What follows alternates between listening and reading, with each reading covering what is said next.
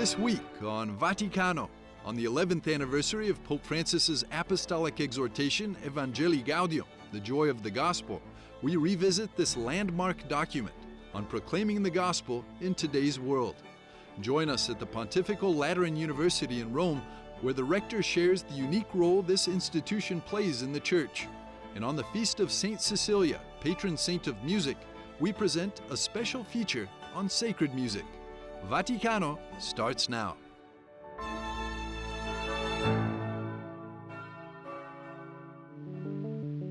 The Vatican Library reached an agreement with the Kingdom of Bahrain.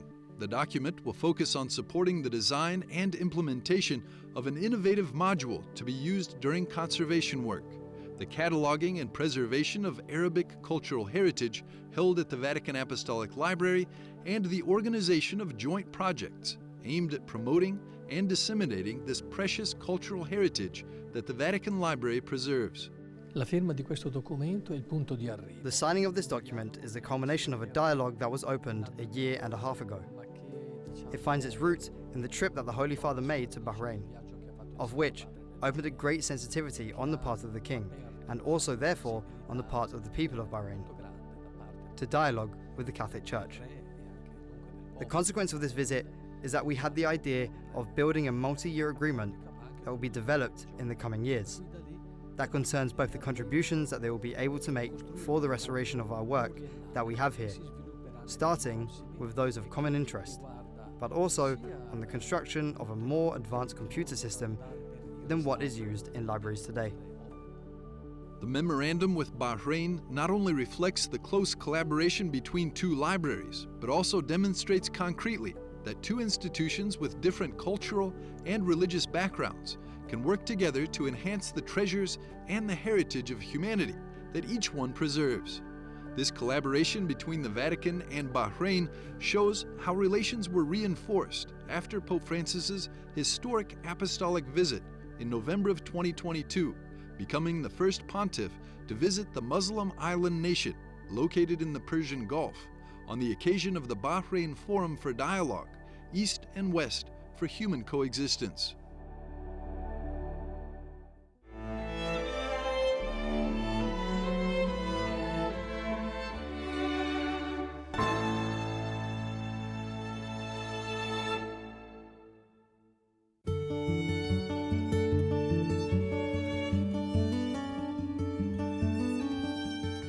She was a woman who defied the odds, broke barriers, and dedicated her life to serving those most in need. Now her legacy shines brighter than ever. St. Francis Xavier Cabrini, also known as Mother Cabrini, returns to her homeland of Italy as a pilgrim of hope ahead of the 2025 Jubilee. On the anniversary of her beatification, a statue was unveiled in Rome, in the garden of the Basilica of St. Paul outside the walls. The work recognizes her Italian roots and lifelong service for immigrants worldwide. The sculpture was designed and created in Chicago, where Mother Cabrini lived, served, and died. The actual sculpting began with a drawing, a design that our client, Holy Name Cathedral, chose, and then the Cabrini sisters let us borrow a habit, the outfit that they wear. And we used a model. The other artist on this project, Jessica, modeled. So that's very helpful to have 360 degrees, reference photos in different positions, and then the one that you see in the statue is the one that was selected. And then once we are comfortable that we have the right position, we make an armature out of metal, a skeleton. The skeleton is then built up with wood, bigger, and then clay on top of that. And then we sculpt all of the detail until it is perfect. Once the sculpting is complete, a rubber mold is applied to the sculpture, and then a plaster mother mold is on top of the rubber. The plaster dries, we take it off. We peel the rubber off. Lay the rubber back in the plaster. It goes to a bronze foundry, and there they use the ancient lost wax process to create the bronze you see here. Her message and her dedication to the immigrants and to the poor, I think, is very timely now, and I wish a lot more Christians today would hear her message and apply it to those around them. The unveiling event was attended by 80 pilgrims from Chicago, who journeyed across the Atlantic with the statue, emphasizing Mother Cabrini's role in connecting people across continents. Remarkably, once her own journey across the Atlantic was marked by more than just physical travel. In 1912, she was preparing to return to the U.S. aboard the RMS Titanic, but a last-minute crisis at one of her hospitals forced her to change her plans. She left earlier than expected, and when the Titanic tragically sank, she wrote to her sisters saying, "I might have left with it, but divine providence, which is constantly watching, did not allow it."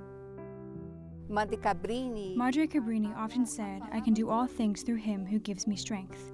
For us, in this century marked by so much dehumanization, this image in this basilica reassures us that we can move forward with courage and hope. The mission of St. Cabrini lives on through the lives she touched and the hospitals, orphanages, and schools she founded.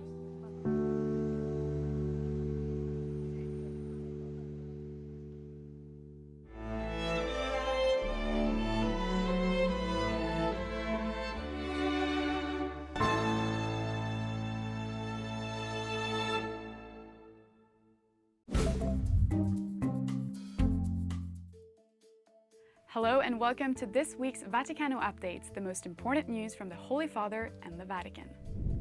A special Mass for Peace was celebrated to mark 1,000 days of war in Ukraine. His Eminence Cardinal Matteo Zuppi, the Vatican's Special Envoy for Peace in Ukraine, presided over the liturgy at the Church of Santa Maria in Trastevere on Wednesday, November 20th.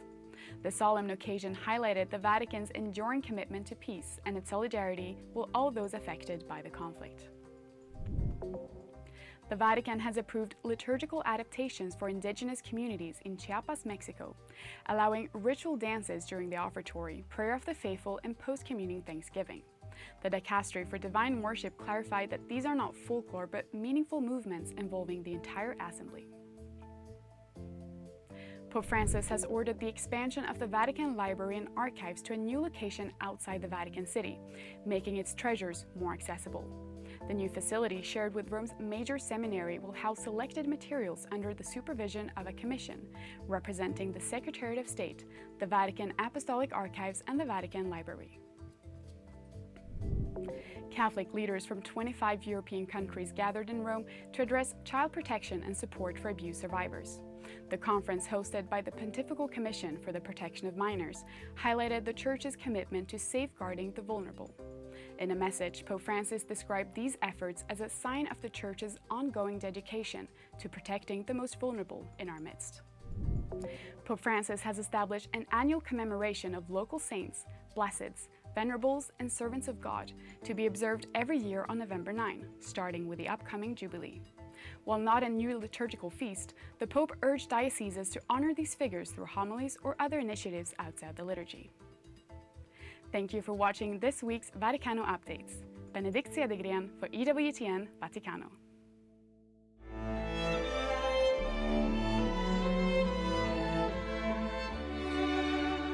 We'll be back shortly with more on the anniversary of Pope Francis's first apostolic exhortation, Evangelii Gaudium.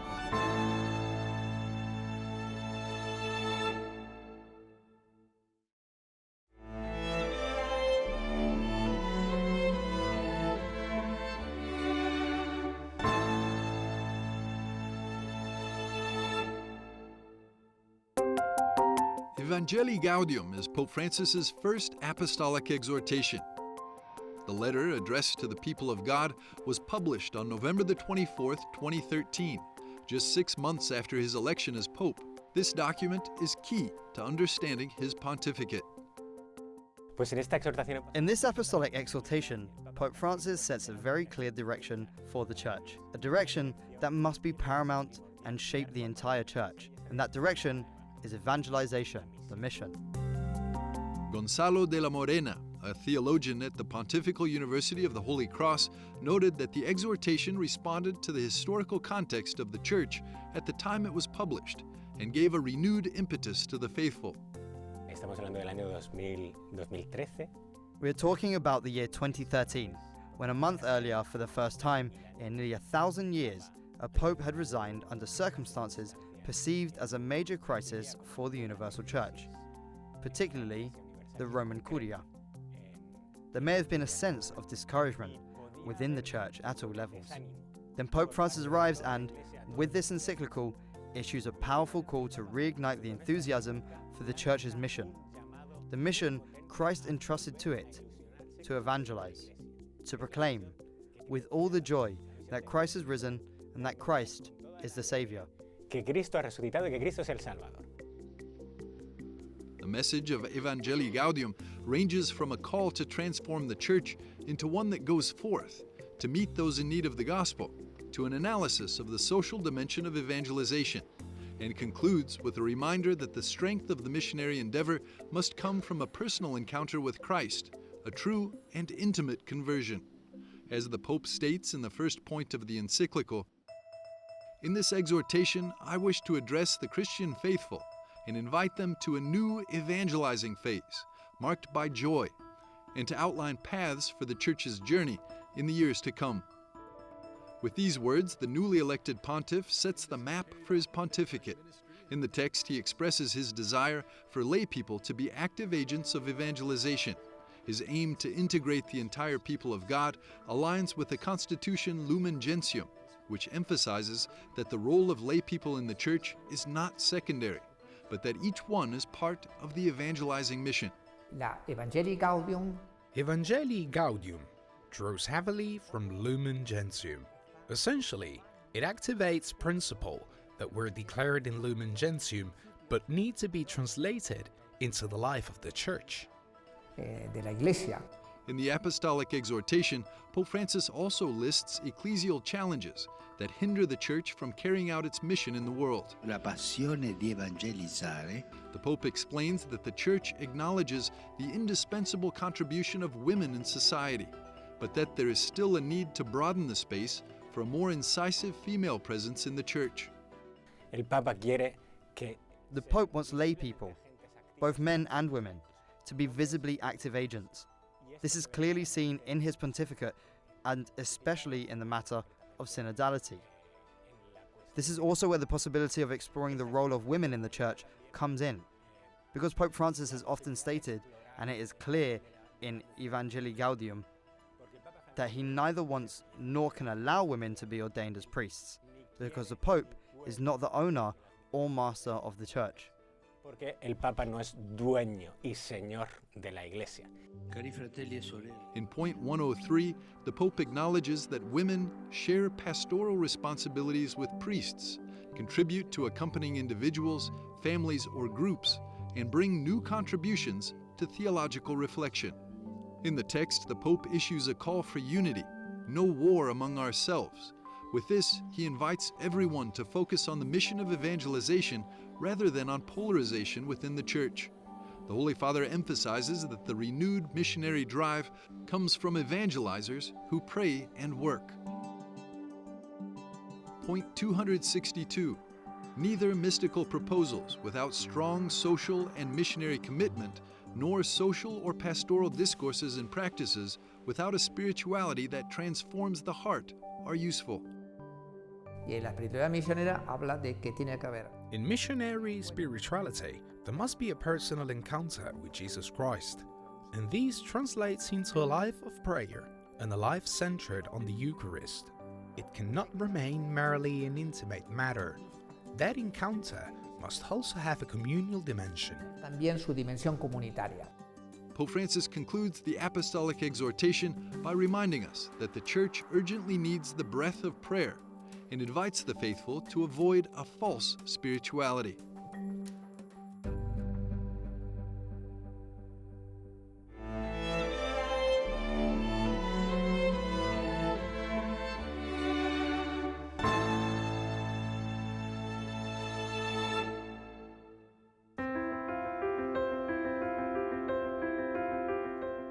The Pontifical Lateran University, known as the University of the Pope, recently celebrated its Dies Academicus, the academic school year. Allora ci sono 60. Andreas Tonhauser, EWTN Vatican Bureau Chief, interviewed Archbishop Alfonso Amarante, rector of the university. Archbishop Amarante highlighted the university's unique blend of philosophical, theological, and canon law studies, alongside secular legal disciplines, attracting a diverse international student body from 5 continents. The Pontifical Lateran University holds a special role with the Holy See and is crucial in training future church leaders. And this is really the university of the Pope. Can you tell us a little bit more what the students here actually learn? Questa è una pontificia università. This is a pontifical university. Pontifical means that it has a special status linked to the Holy See. And here there are 2 branches of this university: philosophical, theological, canon law studies, and legal studies, which we could say are more secular for worldly sciences. Per le scienze del mondo. How many students are here? In questo momento ci sono circa. At this moment, there are about 1,200 students, where 60% belong to religious orders, seminarians, nuns, and then there's 40% composed of lay people. Precisely because of the dual nature of the university with these 2 paths, 1 philosophical and theological studies and 1 legal studies. Why do students come here? Why should they study here at the Pontifical University of the Lateran? Ma I motivi sono davvero tantissimi. The reasons are really many. The first reason I can say is that the university has a special connection with the Holy See, and therefore with all the popes. Today with Francis, yesterday with Benedict, the other day with John Paul II, and tomorrow, as God wills. Second reason, because truly studying in Rome means studying at the center of Christianity, at the center of the world. Coming to Rome means experiencing the church. In fact, our students, the percentage of Italians are very small, they come from all 5 continents. You said here it's not only about studying theology, but really also developing and growing deeper and deepening the idea of theology. La ringrazio per questa domanda perché mi dà l'opportunità. Thank you for this question, because it gives me the opportunity to respond and clarify even better. There are multiple levels of study. This is the first level, the one to obtain a degree. At this level, what is provided? The foundations of philosophy, theology, canon law, pastoral studies, and jurisprudence. But after the first level, there is a second level, which is that of a specialist degree. At this level, what happens? If in the first level the student is called more to receive the content, here in the second level, they are called to engage with the sources. So, to confront, to really understand, to then reach a third level which corresponds to a doctoral degree, where, starting from the sources, they develop an autonomous thought, but with faithfulness to the magisterium.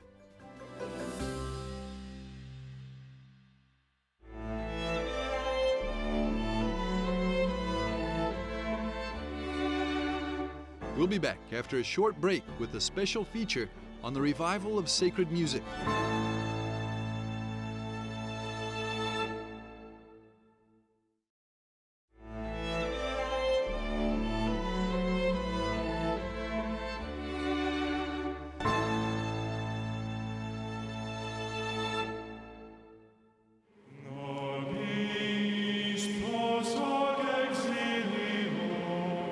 We sang for the Thursday night adoration, and I don't think we understood the gravity of that prior to coming to the Eucharistic Congress. The response we got was tremendous. We were told that this was the highlight of the entire Congress, and I think a lot of people said that because they'd never heard the beauty of sacred music before.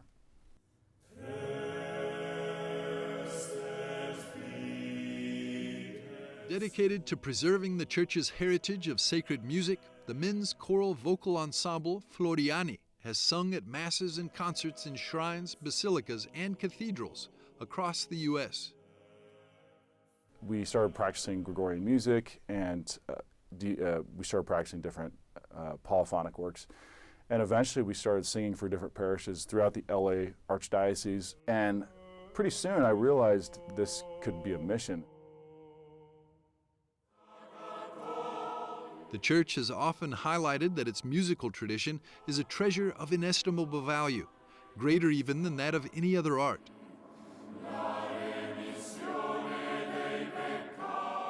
Its purpose being the glory of God and the sanctification of the faithful, sacred music is and always has been an essential part of the liturgy. Music is not just like something you can slap onto the liturgy, it's really something integral to the liturgy itself. So in the early church, you actually see more of that because everything in the liturgy had to be sung. Music is an essential part of the worship of God. Across the world, efforts to share and revive the Church's musical treasures can be observed. In Rome, the Pontifical Institute of Sacred Music, which serves as the Vatican State's University for Church Music, is leading in this endeavor. Directed by Father Robert Melhart, a Dominican priest from Germany with a prominent career in conducting choirs and orchestras across Oxford, Vienna, and Munich, the International Institute offers 21 degrees across 7 disciplines, such as composition, choir conducting, organ, and chant. They just have to have an experience with the great works of our tradition. So if you're an organist, doesn't matter, you have to have sung Ave Verum by Mozart and Locus Iste by Bruckner and Sicut Servus by Palestrina. You can't be a church musician, or you can't have a degree of this institution without a knowledge of these pieces. Many students take their training into the world, establishing choirs, conservatories, and music institutions in their home countries, all for the greater glory of God. Father Robert emphasizes the power of music as a tool for evangelization, noting that its beauty can draw even those far from the Church closer to the faith and God. When it comes to apologetics, what have we in store for our mission? So it's the saints, it's the holiness, and it's the beauty, it's the arts. So what is the role of music in the life of the Church? It is a very important part of what the Church does good for humanity and for us, and which testifies her beauty and her truthfulness in this world, because it is a gesture of glorifying our Creator and Savior. Not only does sacred music attract people to the Church and liturgies through its beauty, but it also helps those who sing and those who listen to the music to pray better. You sing the sacred texts of the Bible, of the Church, in the liturgy, in community. And so you penetrate intellectually the texts as expressed by the great composers of our Church and of humanity, but you live that content at the same time emotionally by expressing it and by singing it. It elevates you and it brings you into that embrace of glory that you are immersed in at the end.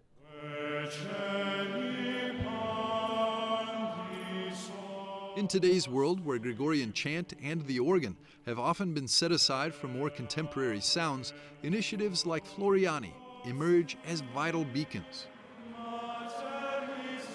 By bringing Gregorian chant and ancient melodies, safeguarded by the Church for centuries, to the global stage, they not only celebrate timeless traditions, but also inspire a deeper connection to the transcendent beauty of faith. The culture it's so much in flux. Everything's always changing. There's always a new trend that's coming about. And I think young people want something to hold on to. They want something stable, something firm, something that doesn't just shift with the trends of the world. Sacred music and liturgy really go hand in hand in delivering that. Like this is an unchanging thing, and it's an unchanging, beautiful thing that roots us in our identity as Catholics.